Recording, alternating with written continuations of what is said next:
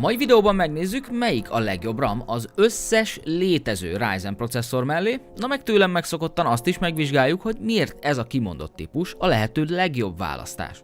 Az előző milyen RAM-ot vegyek videóban azt mondtam, hogy a legkevesebb bajjal behangolható RAM chip típus az előzőleg a Samsung B-Die volt, de azt már nem igazán kapni, de nem is baj, mert van egy sokkal jobb alternatíva, ami teljesen fájdalommentes, nem lesz olyan, hogy idegességedben átnyúlsz a monitoron, mert már napok óta nem tudod behangolni a RAM-odat, hogy a stabil legyen tovább, mint mondjuk egy hét, és a legjobb az egészben az, hogy brutál gyorsak, brutál stabilak, nagyon jól tuningolhatók, és még olcsóak is. Ez a memória típus nem más, mint a Micron E-Die, a Crucial Ballistics memória stickek formájában. A Crucial Ballistics Sport LT RAM-okból is van olyan, ami Micron E-Die, de az nem 100%, úgyhogy inkább ezt kerüljük el, hogyha mindenképpen Micron E-Die tutira akarunk menni. Na de miért fontos ennyire nekünk ez a RAM chip, és ez miben külön, mint a többi? A világon 3 nagy memóriagyártó van, a Samsung, a Hynix és a Micron. Ez a 3 RAM gyártó közül a Micron az egyetlen, amelyik házon belül minden egyes chipet tesztel, és a teszteredmények által kategóriába sorolja a bizonyos chipeket, hogy azok hogyan jöttek le a gyártósorról. Ennek a folyamatnak a neve az úgynevezett binning. Ezt a másik két cég azért nem csinálja, mert hogy ez időbe pénzbe telik, viszont ez egy nagyon-nagyon fontos lépése annak, hogy a gépünkben full stabil memória legyen. Most kanyarodjunk egy kicsit vissza arra, hogy miért is kell a chipeket tesztelni, mitől más minden egyes chip, miközben ugyanarról a gyártósorról jön le, ugyanúgy gyártják, mi a különbség, miből ered a különbség a chipek között. Minden szilícium terméknek az élete ilyen szilícium korongokból indul ki, úgynevezett waferökből. Ezekre a waferökre nyomtatják rá azokat a memória chipeket, amik később majd a memória moduljaidra kerülnek, de nem minden chip kerül le a waferről ugyanúgy, mint a többi. Egy waferön belül hatalmas különbségek lehetnek chipek között, mégpedig azért, mert a wafer közepéről lejövő chipek azok, amik minőségi szilíciummal rendelkeznek. Itt annyival jobb a minősége a chipeknek, a wafernek erről a részről származó chipeknek annyival jobb a minősége, hogy ezeket szokták megtartani szerver memóriának. Ennek a része itt a wafer közepén a prime estate, és minél inkább a wafer széléről kerül le az a chip, annál gyengébb lesz a szilíciumnak a minősége. A szilícium lottóról már rengeteget beszéltünk processzoroknál, videokártyáknál, de ez ugyanúgy igaz a memóriákra is, sőt minden termékre, ami ilyen szilícium waferről kerül le a gyártósorról. Pontosan tudjuk már, hogy videokártyáknál is, meg processzoroknál is minél jobb a minősége annak a szilíciumnak, amire a processzorod rá lett nyomtatva, vagy videokártya chipet, teljesen mindegy, annál magasabb órajeleket lesz képes megtartani, alacsonyabb feszültség mellett. Szóval minél minőségűbb a szilícium, annál nagyobb a teljesítménye, alacsonyabb fogyasztás, alacsonyabb áramfelvétel mellett. Egy videokártyánál vagy processzornál a szilícium lottó annyiban szól be a képbe, amit az előbb említettem, hogy meddig tudod nyújtani tuninggal, és azért mennyi üzemanyagot kér, feszültség, áram formájában. A memóriáknál egy kicsit más a helyzet. Ugye a legtöbbünk gépében, gamer gépekben 16 GB memória van 2x8 GB-os modullal. A 2x8 GB-os modulon összesen 16 chip van egy csatornán belül, úgyhogy itt ugye hatványozottan fontos az, hogy a chipek azok nagyon-nagyon közel legyenek egymáshoz szilícium minőségben, mert ugye minél nagyobb a variáció, annál kevésbé tudnak majd ezek a chipek együtt dolgozni. Sőt, ezen felül a DDR RAM-okon lévő hűtőborda is azt segíti elő, hogy az összes RAM chip modulonként nagyon közel legyen ugyanahoz a hőmérséklethez, mert ezeknek a RAM-oknak a működését, stabilitását még az is sokban befolyásolja, hogyha az egyik sokkal melegebb, mint a másik például. Ugye a hűtőbordát már kapunk mindenhol, viszont a Microntól egyenesen ugye a Crucial-ön keresztül lehet venni memória chipeket, és a Crucial memória modulokra kerülő chipek pedig házon belül kategorizálva, osztályozva vannak, és ezért nagyon hasonló chipeket kapunk a RAM-okon, és én már nem is tudom, 7-8 párral dolgoztam, különböző kapacitásokban, különböző modulszámmal, soha nem találkoztam egyetlen egyszer se olyannal, hogy ne sikerült volna elsőre azonnal betárcsázom az összes beállítást, amit a Ryzen DRAM kalkulátor kidobott nekem, nyomtam egy F10-et BIOS-ban, elmentettem a beállításokat, újraindítottam a gépet, utána 8 órát ment rajta a memteszt, soha egyetlen egy hibát nem kaptam, és azok az emberek, akik ezeket a Crucial Ballistics RAM-okkal szerelt gépeket, általam beállított gépeket használják, a mai napig nem volt rá problémás, semmi panasz. Soha. És nekem Samsung BDI csipek vannak például a gépemben, de azzal is azért vért kellett izzadni, mire megtaláltam az eltérést, ami az én gépemnek nem tetszett, de a DRAM kalkulátor szerint jó ötlet volt. Hát csillabizált ki abból a rengeteg memóriaidőzítésből, rengeteg beállításból, a memory interleaving és a kell channel hash, vagy kikapcsolni a gear down vagy power down módot. Gyerekek, itt minden egyes alkalommal úgy volt, hogy betárcsáztam mindent, leellenőriztem, bum, nyomtam egy mentést, utána 8-10-12 órán keresztül teszteltem őket, plusz még ugye játékos tesztek és a többi. Soha egyetlen egyszer sem volt gondom ezekkel a memóriákkal, és a legdurvább az egészben az, hogy hiába raktam mondjuk, amikor még megvolt a 2600-as Ryzen 5 2600-as processzorom, én hiába raktam mellé Samsung BDI memóriákat, 3200 MHz fölé soha nem tudtam menni, 3333 MHz-re be tudtam lőni a ramokat CL14 mellett, de a második Windowsba bootolásnál már megfagyott minden. Na most, amikor a Crucial ramokat először teszteltem, akkor a 2600 mellé tettem be őket, és azonnal ment minden 3400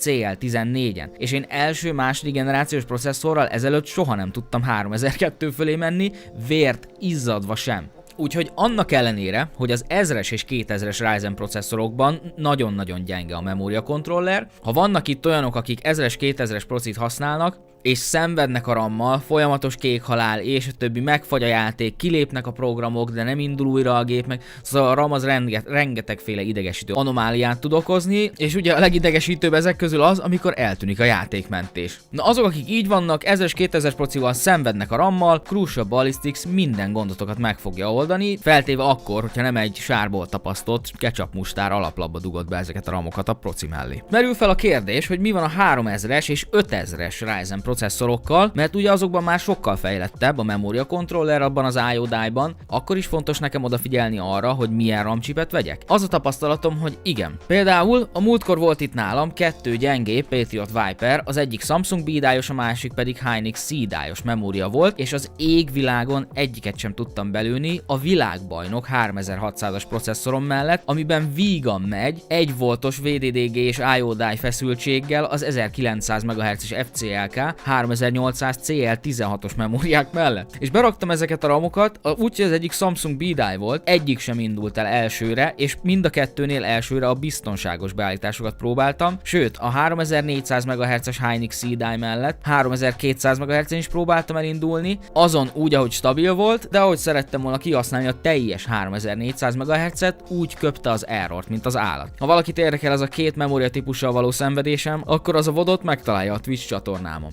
A 3000-es processzorok mellett sokkal kevesebb problémád lesz a ramokkal, viszont akkor, hogy te azokat a ramokat nem alapbeállítások mellett, hanem rendesen beállítva szeretnéd használni, mert az bőven hozhat ám FPS értékeket játékokon belül, minél rövidebb a RAM elérés, és a RAM minél gyorsabban teszi a dolgát, ugye? Úgyhogy ha nem Crucial Ballistics-es Micron EDI memóriát vesztek, lehet, hogy működni fog, de akkor is a 3000-es processzorok mellé az 5000-essel kapcsolatban nem tudok nyilatkozni, mert ugye én még nem teszteltem, de a 3000-es processzorokra is ugyanúgy igaz, hogyha Crucial Ballistics Micron EDI memória csipeket raksz mellé, akkor boldog leszel attól a pillanattól kezdve, hogy F10-et nyomtál a BIOS-ban. Amellett, hogy ezek a ramok egyáltalán nem drágák, rendkívül jól tuningolhatóak is. Az, hogy a Ryzen mellé a 3002 CL14 vagy a 3006 CL16 a legjobb választás, az a mai napig érvényes. Viszont azok, akik nem szeretnének költeni 3600 MHz-es memóriára, azok meg tudják venni a 3200 CL16-os, és azt a gyári feszültsége mellett sokszor el fogod majd tudni nyomni 3600 CL16-ig. Nem termel több hőt, nem kapcsolsz rá nagyobb feszültséget, és mégis 3200 MHz-es áron 3600 MHz-es sebességgel használod a memóriádat egy pár perces BIOS-ban turkálás után. Vannak ezekből a memóriákból Crucial Ballistics Max néven 4000 akárhány száz MHz-ig mindenféle kapacitás, de ezeket nem ajánlom Ryzenek mellé, mert ma is még a BIOS-ban található FCLK beállítás, ami ugye az Infinity Fabricnak az órajele, CLK Clock, FCLK Fabric Clock, annak mindig párba kell lenni a memória órajelével. Szóval, hogyha te a leggyorsabb ramot keresed a gépedbe, akkor az FCLK-d abszolút maximumon fogja meghatározni azt, hogy milyen gyors ramokat tehetsz a gépedbe. Mert hiába van neked 4000 akárhány száz MHz-et tuningolva a memóriát, hogyha a Fabric Clockot csak 1900-at bír, akkor az 1900-nak ugye a 3800 lenne a párja memória órajelben,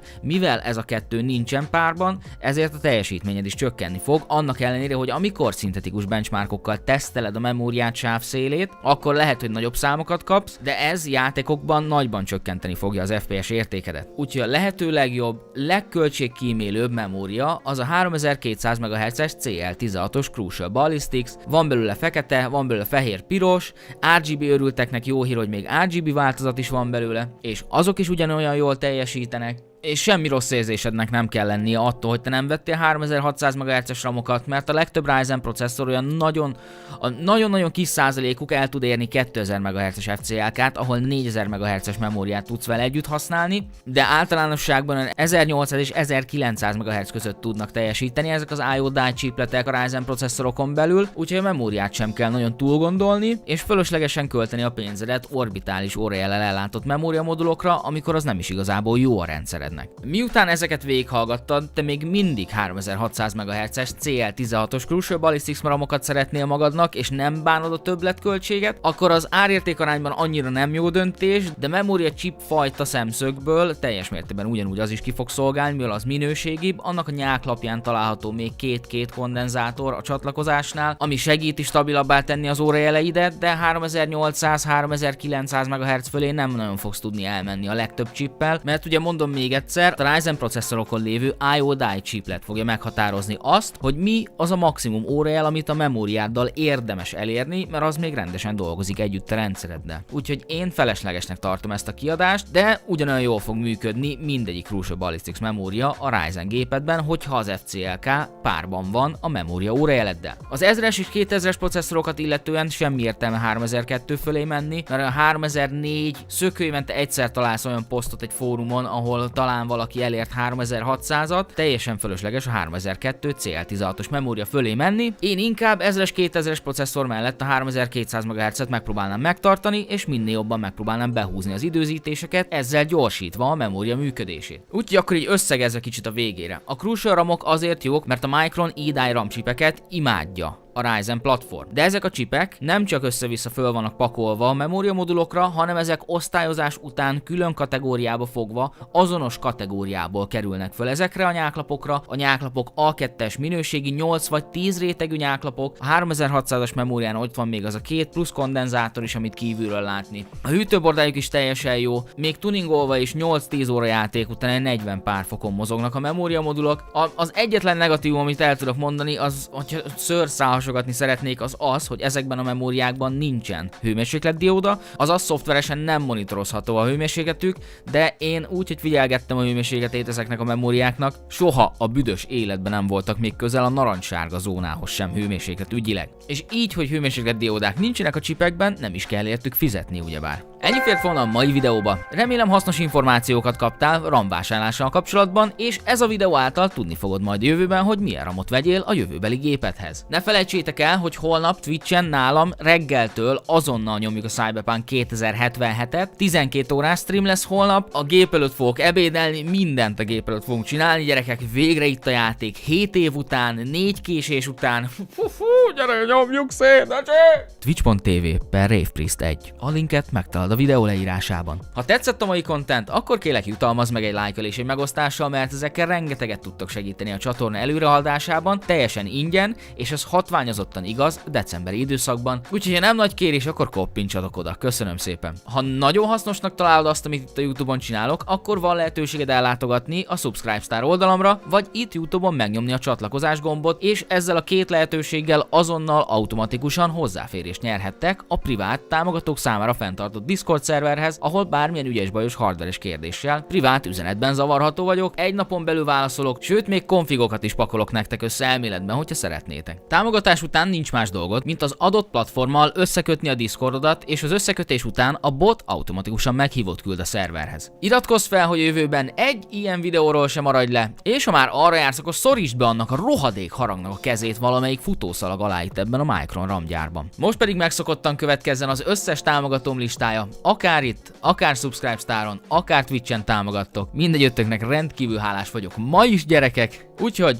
köszi és szép napot!